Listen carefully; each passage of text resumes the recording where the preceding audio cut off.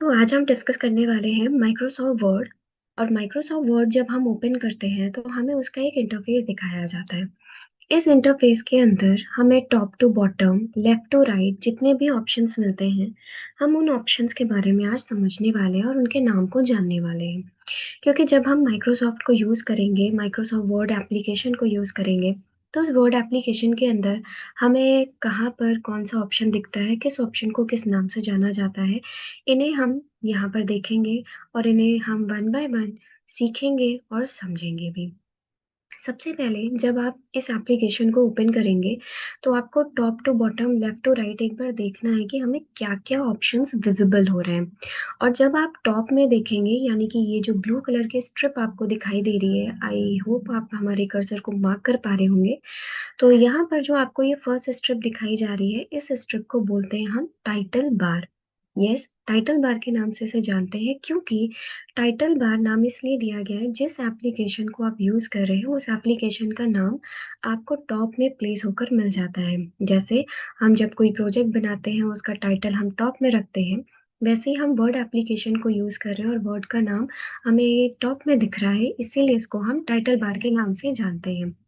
Title bar में ही आपको एक एरिया मिलेगा जिसका नाम है document one. Document one is called default file name, जो हमने अपनी फर्स्ट क्लास में भी देखा था।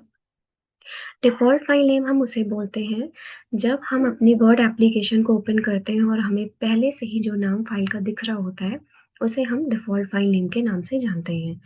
लेफ्ट हैंड साइड में अगर आप देखें तो हमें मिलता है क्विक एक्सेस टूल बार। और क्विक एक्सेस टूल बार इसलिए नाम दिया गया है क्योंकि अगर हम इंस्टेंट यानी क्विकली जल्दी कुछ एक्सेस करना चाहते हैं, लाइक सेव, अंडू, तो हम यहाँ से आकर कर सकते हैं।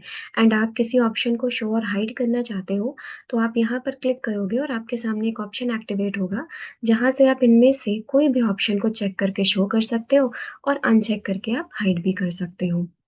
राइट हैंड साइड में आपको विंडोज़ कंट्रोलर बटन मिलते हैं।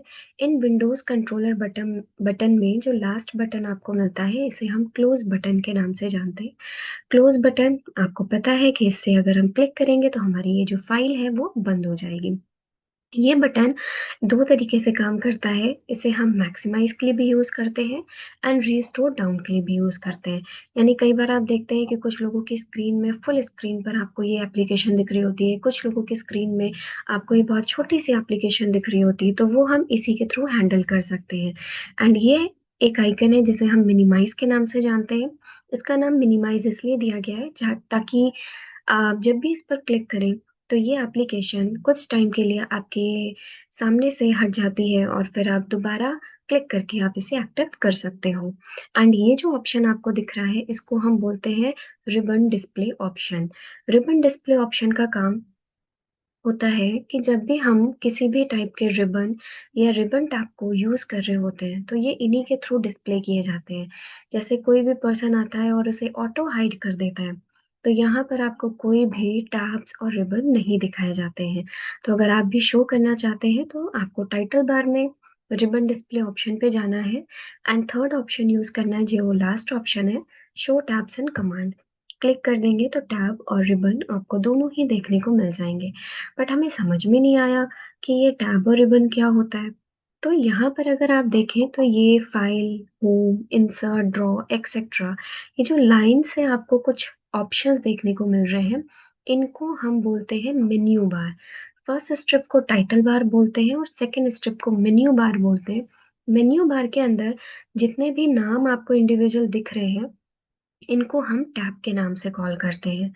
यानी कि अगर हमें किसी भी टाइप के ऑप्शंस पर कोई काम करना है, तो हम उस टैब पर क्लिक करेंगे और हमें उससे रिलेटेड ऑप्शंस मिल जाएँगे। जैसे हमें न्यू फाइल लेना है, हमें अपनी किसी भी फाइल को ओपन करना है, हमें अपनी फाइल का प्रिंट कराना है, तो फाइल टैब पर जाएँगे और फाइल टैब के अंदर लिस्ट मिल जाएगी हमें। अगेन हम इसे बैक करके, अगर हमें अपने किसी भी कंटेंट को बोल्ड करना है, अंडरलाइन करना है, स्टाइल चेंज करनी है या साइज़ चेंज करना है, तो उसके लिए हम होम टैब पर रहेंगे। और अगर हम इंसर्ट में जाएँगे, तो हम यहाँ से पिक्चर्स, टेबल या किसी भी टाइप के शेप्स को इंसर्ट कर पाएँगे। तो यानी कि हर एक टैब हमारे हर एक रिबन से जुड़ा हुआ है। जिस भी टैब पर हम क्लिक करते हैं उससे रिलेटेड हमें रिबन मिल जाता है। और ये रिबन क्या है, तो आप देख पा रहे होंगे यहाँ लिखा है क्लिपबोर्ड, और राइट हैंड साइड में आपको मिल जाएगा यहाँ पर एडिटिंग का और एडिंग्स का ऑप्शन। तो जहाँ पर एडिटिंग और एडिंग्स लिखा हुआ है, इस इंटायर ग्रुप को बोलते हैं रिबन। यानी कि रिबन के अंडर हम यूज कर पाते हैं clipboard, font, paragraph, shapes, editing and headings. ये जितने भी ऑप्शन आप देख पा रहे हैं इन्हें हम होम रिबन के नाम से जानते हैं। और अगर ऐसे ही आप इंसर्ट में जाएंगे तो आपको टेबल्स, इलस्ट्रेशन, आगे के जितने भी ऑप्शंस देखने को मिल रहे हैं इनको भी हम रिबन के नाम से जानते हैं। तो जिस टाइप का स्पेसिफिक टास्क आपको करना हो उस पर क्लिक करके आप उसके रिबन को एक्टिव कर सकते हैं। रिबन के जस्ट नीचे आपको मिलती है एक स्केल, और इस स्केल को हम रूलर के नाम से जानते हैं। रूलर जिससे हम मेजरमेंट कर सकते हैं। जैसे कभी आपको अपने डायग्राम को बनाना हो बुक से देखकर, तो बुक में पूरा मेजरमेंट लिखा होता है कि इतने सेंटीमीटर की हाइट है, इतने सेंटीमीटर की ब्रेथ है। तो ये जो आप बना पाते हो वो सिर्फ और सिर्फ आप अपने स्केल के मेजरमेंट से बना पाते हो। लेकिन डिजिटल फॉर्मेट में कैसा डिजाइन करेंगे आप, तो आपको यूज करना होता है रूलर। हालांकि ये हमारे पेज के लिए बनाया गया है ताकि हम अपने पेज के मार्जिन्स को सेट कर सके। तो रूलर हमें दो मिलते हैं, एक टॉप में प्लेस किया गया है और एक लेफ्ट साइड में। टॉप में जो रूलर मिलता है उससे हम लेफ्ट और राइट साइड के मार्जिन को सेट कर सकते हैं। और जो आपको लेफ्ट में रूलर दिया गया है वर्टिकल रूलर, इससे आप टॉप एंड बॉटम के मार्जिन को सेट कर सकते हैं। यहाँ पर जो आप देख पा रहे हो, जहाँ पर हमने माइक्रोसॉफ्ट वर्ड लिखा है, इंटरफेस लिखा है और इमेजेस इंसर्ट की है, इस पूरे इंटायर एरिया को हम वर्किंग एरिया और पेज के नाम से जानते हैं। इन्हें वर्किंग एरिया क्यों बोला जाता है, तो ऑब्वियस है हमें जो भी काम करना हो वो हम इस वर्किंग एरिया और पेज पर ही कर पाएंगे। जो हमें लिखना है, हमें इंसर्ट करना, हमें डिजाइन करना, हमें एडिट करना है, वो सब कुछ पॉसिबल है इस पेज के अंदर। देन राइट हैंड साइड में आप हमारे कर्सर को मार्क करिएगा। राइट हैंड साइड में एक आपको स्क्रॉल बार मिलता है। इस स्क्रॉल बार से हम अपने पेज को अप एंड डाउन में स्क्रॉल कर सकते हैं। जैसे हमारे पास मल्टीपल पेजेस हो, हमारे पास 2, 3, 4, 100 पेजेस का भी डॉक्यूमेंट बना रहे हो अगर आप, तो वहां पर अगर हमें किसी सेकेंड, थर्ड या फिफ्थ पेज पर जाना हो तो हम स्क्रॉल डाउन करके नीचे वाले एरिया में जा सकते हैं एंड स्क्रॉल अप करके हम ऊपर वाले एरिया में आ सकते हैं। एंड स्क्रॉल बार की जब बात की जाती है तो स्क्रॉल बार भी हमारे पास दो विजिबल किए जाते हैं। एक स्क्रॉल बार होता है आपके राइट हैंड साइड में और एक स्क्रॉल बार होता है बॉटम में। बट बॉटम का स्क्रॉल बार तब दिखाया जाएगा आपको जब आपके इस स्केल की जूमिंग परसेंटेज ज्यादा होगी। जैसे अगर आपने यहाँ पे इसकी जूमिंग परसेंटेज बढ़ा दी है तो आप देख पा रहे हैं कि यहाँ पर भी आपको एक हॉरिजॉन्टल स्क्रॉल बार मिल गया है। इसका यूज करेंगे कि लेफ्ट में क्या लिखा है देखने के लिए एंड राइट में कहाँ तक लिखा गया है ये देखने के लिए हम हॉरिजॉन्टल स्क्रॉल बार का यूज करेंगे।